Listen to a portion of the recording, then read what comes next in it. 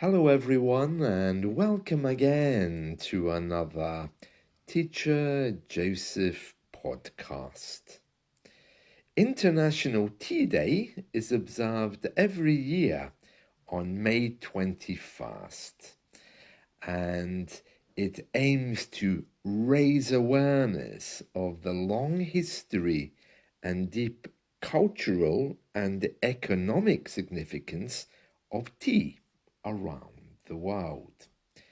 The idea is to promote and to somehow implement activities in favor of promoting everything related to tea. International Tea Day has been celebrated for quite some time. It started off on December 15th in countries like India, Sri Lanka, Nepal, Vietnam, Indonesia, and others across Africa, such as Malaysia and Tanzania.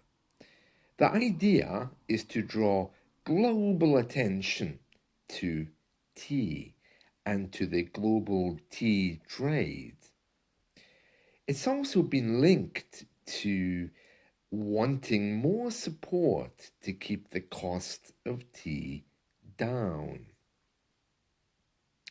In 2015, the Indian government proposed expanding the observance of International Tea Day by having some kind of intergovernmental group to discuss tea. They created something which led to big efforts to support the world's tea economy. And in 2015, they had a big meeting in Milan to discuss the idea of an International Tea Day. It then went to the United Nations, and that's how we managed to get International Tea Day on the 21st of May. Here's some very interesting facts about tea here in the UK. The average British person drinks 876 cups of tea every single year. So that's well over 2 cups a day, if my calculations are right. And apparently for centuries it was used only as a medicine. Tea was first introduced to Britain almost 400 years ago and was described as a Chinese drink because it first came from China. A cup of tea has become native to British culture. It's the number one choice for British people. And herbal teas are also very popular these days. Historically, milk was poured into the cup only to protect the cup itself. So the idea was that if you used black tea or tea without milk, it would get a little bit dirty and the cup would be harder to clean. We used to drink tea from very delicate cups made from bone china. So to avoid breaking the cup while we were cleaning them, because it needed really hot water and a bit of force, we added milk to ensure that the teacup would remain clean. Now, I didn't know this. A student told me this last week, and then I Googled it, and it's true. And I just came across this again today while researching International Tea Day.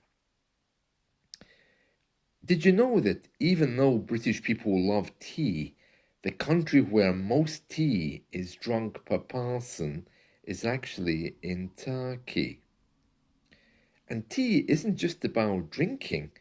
Cold tea is also very good for taking the sting out of sunburn if you accidentally stay too long in the sun.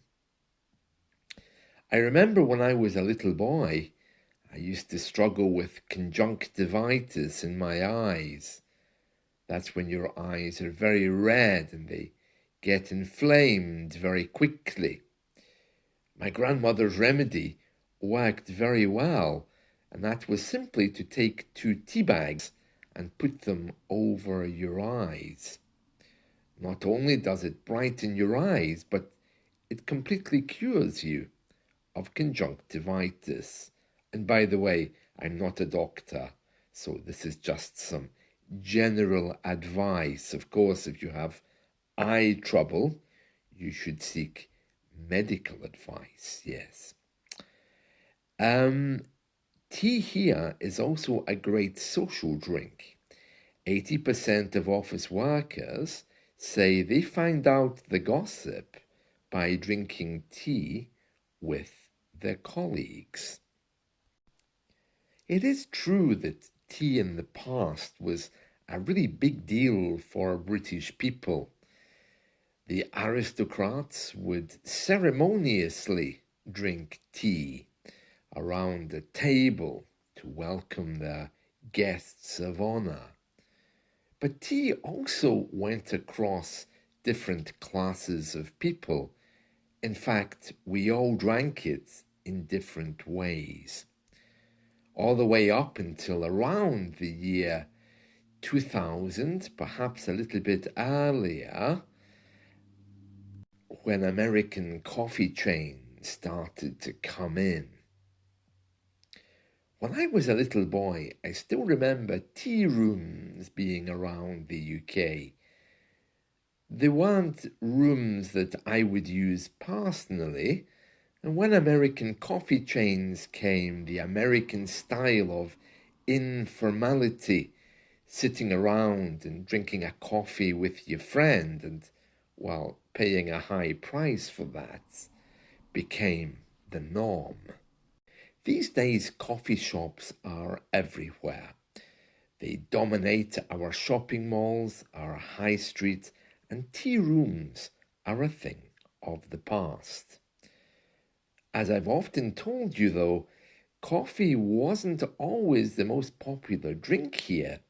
In fact, we used to have many people protesting because they didn't want coffee in our shops. My grandparents were members of the Anti-Coffee Society. For them, whiskey was fine, but coffee was seen as some kind of drug. So if you're having your tea today, spare a thought for its history. International Tea Day is a UN, United Nations festival all across the world, but no one really remembers it here in the UK. And I'm not sure about the future of tea because I think our younger people would much rather reach out for a coffee. At least I know I would. I think in the old days, coffee was much stronger and it was almost certainly viewed as some kind of drug. Religious people especially really didn't like coffee. And even today here in the UK, with some religious people and also with some religious groups, some churches, they still don't like coffee very much because those churches started in times when coffee was not really so popular. So you need to be careful here. Not everyone likes coffee, but everyone for sure would take tea. Everything changes though, and already tea drinking is down, and would you like a coffee is usually what you're offered if you go to visit a friend. Well, that's it from me today. I hope you've enjoyed this, and if you are looking for a reason to celebrate tea, the 21st of May is a very good date to choose. And why not make a month of it and continue into June experimenting with different teas? See you. Bye.